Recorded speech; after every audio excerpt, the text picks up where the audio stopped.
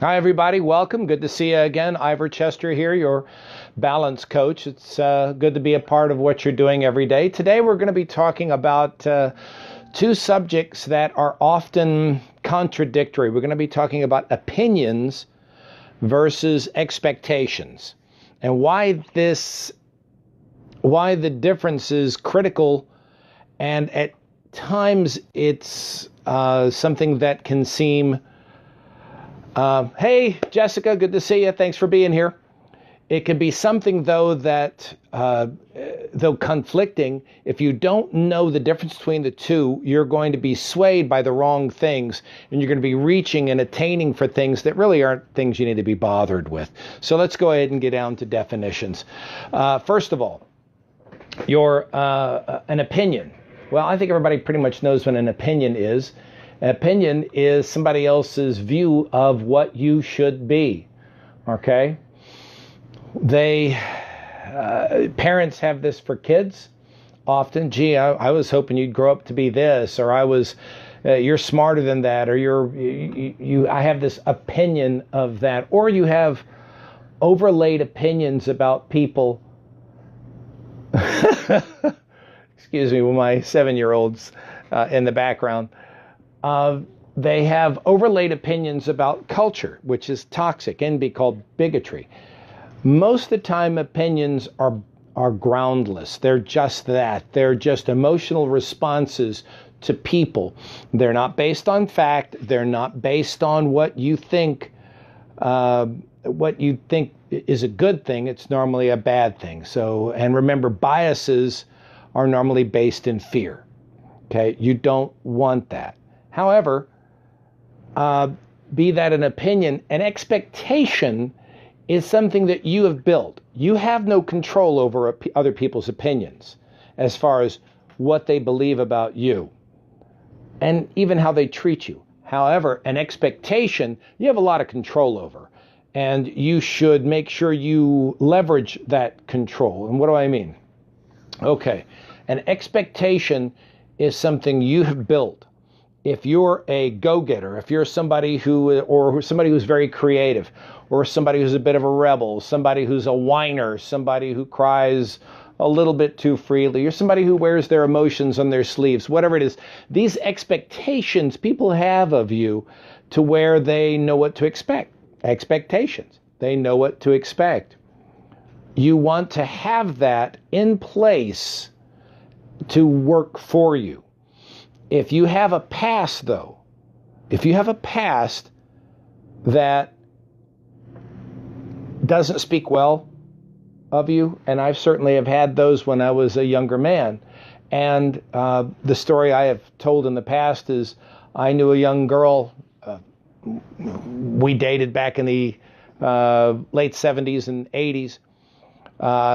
We were, she was out of high school, and she and I were not good for each other. We didn't have a good relationship, and we tried and we failed and we failed and we tried and we blew it. We just gave it up. Well, I bumped into her fairly recently in the past 10 years, and she kept very fresh her opinion of who I was back then, and she unloaded. She said, "Oh my gosh, you were such this, and you were never good at it, and you were constantly this, and I'll never forgive you for this." And okay, well, it was all toxic. Now understand, I had built that expectational belief in her because, frankly, I was that kind of character. I was not the best man I could be, and I caused some harm. Nevertheless, as I said in the broadcast a couple of weeks ago, I'm not who I was. So you get to rebuild these expectations. People who love you will let those be rebuilt. People who want to be around you will see you change. They'll see you make a difference. They'll see you struggle. They'll see you make the effort. They'll see you do. Okay? And they will encourage that change. Okay? Be these people mentors, parents, neighbors, friends, associates. They'll see you struggle. That's something you should nourish. Be open-hearted enough to change in front of people. Admit that you were wrong, made a difference, and made a mistake. That way you can go forward and people will operate more openly around you. But if you never admit you're wrong, you never ask for forgiveness, you never make the effort to change, you always blame, it's their fault, it was my mom's fault, all that kind of stuff, then they're going to be more than happy to do that around you as well. And you're going to get those kind of results around your coworkers, around your friends. You don't want that. So opinions are useless, essentially.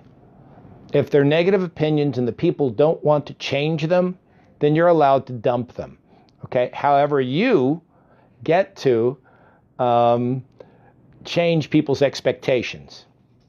And the first expectation you should change is what you have about yourself. I expect better of myself. I expect better of my spouse. I expect better of my kids. That way you could go forward and get better, because opinions don't do anything. They're normally just toxic. They're baggage. Expectations, though, you can change those. And those are the ones you're in control of. You can adapt them. If people don't want to change their expectations about you, you get to boundary them out of your life, but you can go forward.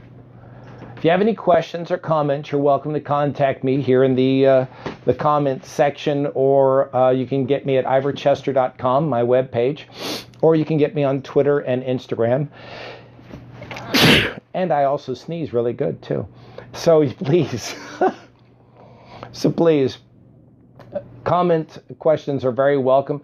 And please share. It's nice to share. All right. Until then, remember, we also have our Monday night workshops that we do here in Irving.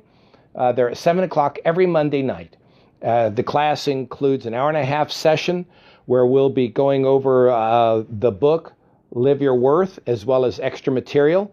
I'll give you my book, a copy of the book, all class materials, as well as I'm going to give you a free one-on-one coaching session. So jump in on this every Monday nights. You can sign up at ivorchester.com or here as well. All right. That's it for now. I will see you real soon, probably before next Tuesday, because I want to.